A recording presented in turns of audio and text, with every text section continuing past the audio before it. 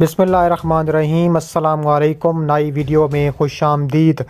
بڑی breaking news سامنے آ رہی ہے کہ اسرائیل حزب اللہ کے میزائلوں کے نشانے پر آ گیا۔ امریکی فوجی اڈے پر تابڑ توڑ حملہ، یہودیوں کی لاشیں بچھنا شروع ہو گئیں۔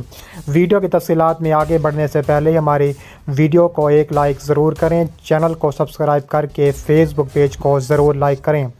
بڑی خبر، بڑی بریکنگ نیوز آپ کے سامنے میں رکھنے جا رہا ہوں کہ حزب اللہ کی طرف سے اسرائیل کی فوجی چوکیوں پر شدید اور تابڑ توڑ حملے۔ لبنان کی حزب اللہ نے اسرائیل کی حدود میں واقع فوجی چوکی العباد پر حملے کا اعلان کیا ہے۔ حزب اللہ کے ٹیلی گرام پیج سے موضوع سے متعلق ویڈیو مناظر اور تحریری بیان جاری کیا گیا۔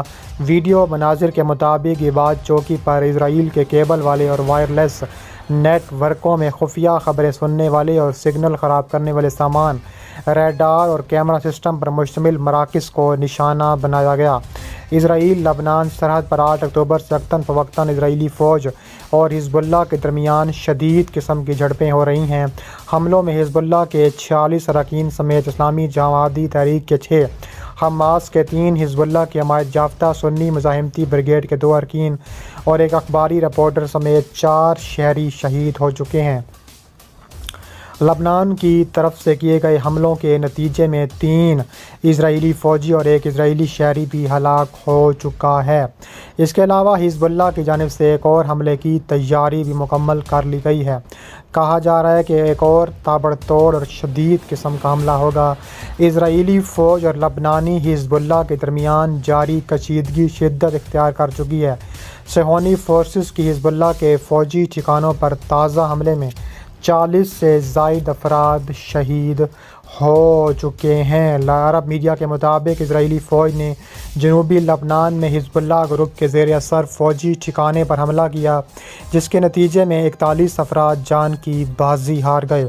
حملے کے بعد ترجمان اسرائیلی فوج کا کہنا تھا کہ یہ کارروائی اسرائیل پر راکٹ داغے جانے کے جواب میں کی گئی۔ گزشتہ رات لبنان سے اسرائیل پر 2 راکٹ داغے گئے تھے۔ ترجمان اسرائیلی فوج نے مزید کہا کہ لبنان سے کیے گئے حملوں کو ہمارے ڈیفنس سسٹم نے ناکام بنایا۔ لبنان کی جانب سے اسرائیلی فوجی چوکیوں کو نشانہ بنایا گیا تھا۔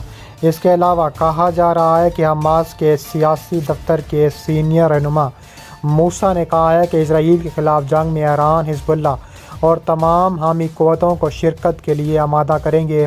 عرب ٹی وی کو انٹرویو دیتے ہوئے انہوں نے کہا ہے کہ عملاً حالیہ جنگ حماس جیت چکی ہے۔ موسیٰ ابو مرزق نے مزید کہا کہ عرب اسرائیلی کشیدگی میں پہلی مرتبہ اتنی بڑی تعداد میں اسرائیلی ہلاک اور قیدی بنے۔ روس اور چین سمیت کئی ہمدرد ممالک نے فلسطینی عوام کی حمایت کے لیے صف بندی کی ہے۔ حماس رہنما نے مزید کہا کہ جنگ بندی کے لیے دوست اور برادر عرب ممالک سے امیدیں باندھی ہوئی ہیں۔ حماس نے اسرائیلی قیدیوں کی رہائی جنگ بندی سے مشروط کر دی۔ حماس رہنما نے مزید کہا کہ عرب پہنچائے جانے والے اسرائیلی شہریوں کو ڈھونڈنے کے لیے وقت درکار ہے، جس کے لیے پرامن ماحول کی ضرورت ہے۔ ابو حامد نے مزید کہا کہ عرب میں اسرائیلی بمباری کے نتیجے میں اب تک 50 اسرائیلی قیدی ہلاک ہو چکے ہیں۔ حماس کی جانب سے اب تک 4 قیدیوں کو رہا کیا جا چکا ہے۔ اسرائیلی فضائی حملوں میں اب تک شہید فلسطینیوں کی تعداد 7326 ہو چکی ہے۔ اس کے علاوہ مزید کہا جا رہا ہے کہ حزب اللہ نے اسرائیلی ڈرون راکٹ کے ذریعے مار گرایا ہے اور مزید بھی مارنے کا ارادہ رکھتے ہیں۔ حزب اللہ نے واضح کیا ہے کہ دنیا کے تمام لڑاکا بحری بیڑے بھی آ جائیں تو حزب اللہ کو حماس کی حمایت سے دستبردار نہیں کرا سکتے۔ لبنانی میڈیا نے دعویٰ کیا کہ 20 روز کے دوران اسرائیل لبنان سرحد پر اسرائیل کے 17 فوجیوں کو ہلاک کیا گیا، جبکہ اسرائیلی میڈیا نے تصدیق کی ہے کہ جاری آپریشن الاقصی طوفان میں ان کے 309 فوجی ہلاک ہو چکے ہیں، جبکہ 224 افراد تاحال یرغمال ہیں۔ حماس نے جمعرات کو بھی اسرائیلی شہر تل ابیب سمیت مختلف مقامات کو راکٹوں سے نشانہ بنایا ہے۔ حماس اور حزب اللہ کے حملوں کے سبب 1.25 لاکھ سے زائد اسرائیلی آبادکاروں کو شمال سے جنوب منتقل ہونا پڑا تھا۔ اس کے علاوہ مزید کہا جا رہا ہے کہ غزہ میں جنگ شروع ہونے کے بعد سے علاقائی کشیدگی میں اضافے کے دوران کل شمالی غزہ میں اسرائیلی افواج کی جانب سے کی جانے والی بڑی زمینی دراندازی کے موقع پر اسرائیلی فوج نے اعلان کیا کہ اس نے جنوبی لبنان میں حزب اللہ کے ٹھکانوں کو شدید نشانہ بنایا ہے۔ فوج کے ترجمان اچائی ادرائی نے ایک ہفتے کے روز ایک بیان میں کہا ہے کہ ایک جنگی طیارے نے گزشتہ رات جنوبی لبنان میں حزب اللہ گروپ سے تعلق رکھنے والے ایک فوجی ٹھکانے پر حملہ کیا۔ ترجمان نے کہا ہے کہ یہ کارروائی لبنان سے اسرائیل کی جانب راکٹ داغے جانے کے جواب میں کی گئی ہے۔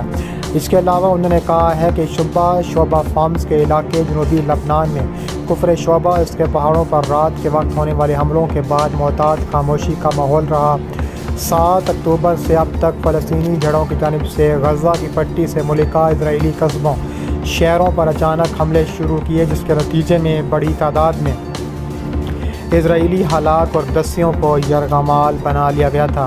اس کے بعد اسرائیل نے غزہ کی پٹی پر شدید بمباری جاری رکھی ہوئی ہے۔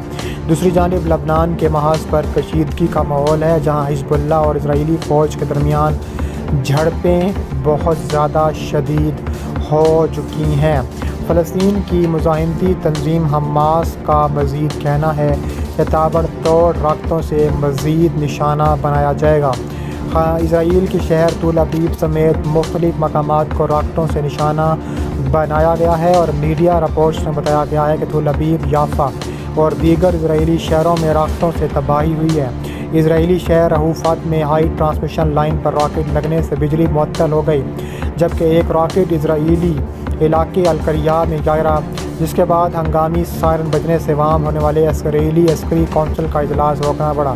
القسام بریگیڈ کی جانب سے جاری بیان میں بتایا گیا ہے کہ اسرائیل پر تازہ راکٹ حملے غزہ کی شہری آبادی پر شدید قسم کی بمباری کا منہ توڑ جواب ہے، اور غزہ میں اسرائیلی جارحیت ابھی بھی بے لگام ہوتی دکھائی دے رہی ہے۔ شہید فلسطینیوں کی تعداد 7,000 سے متجاوز کر دی ہے۔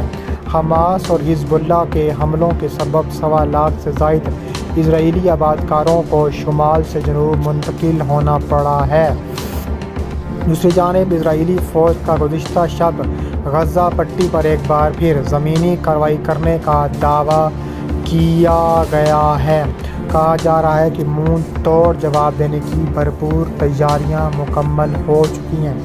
کہا جا رہا ہے کہ حزب اللہ نے مزید دھمکی دی ہے کہ اگر اسرائیل باز نہ آیا تو تابڑ توڑ ہمارے راکٹوں کا نشانہ بنے گا اور ایسی جگہ ہٹ کریں گے کہ اسرائیل کی آنے والی نسلیں بھی یاد رکھیں گی۔ دوسری جانب کہا جا رہا ہے کہ منہ توڑ جواب دینے کا بھی فیصلہ کیا گیا ہے۔